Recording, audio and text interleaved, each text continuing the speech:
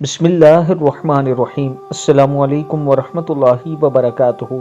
خاتم النبیین حضرت محمد صلی اللہ علیہ وآلہ وسلم نے ارشاد فرمایا، جو شخص بھی لڑکیوں کی پیدائش کے ذریعے آزمایا جائے اور ان کے ساتھ اچھا سلوک کر کے آزمائش میں کامیاب ہو تو یہ لڑکیاں اس کے لیے قیامت کے روز جہنم کی آگ سے ڈال بن جائیں گی۔ اللہ تعالی ہم سب کو بھی اس پر عمل کرنے کی توفیق دے۔ آج میں اپنے دوستوں کے ساتھ ایک خوبصورت ویڈیو شیئر کرنے جا رہا ہوں جس میں ایک چھوٹی سی معصوم سی بچی کعبہ شریف کے سامنے سے جا رہی ہے۔ اللہ تعالیٰ سے ہم دعا کرتے ہیں کہ اللہ تعالیٰ اس کے والدین کو اجر عظیم عطا فرمائے جو اپنی اس ننھی سی پھول کو عمرے کے لیے لے کر گئے ہیں۔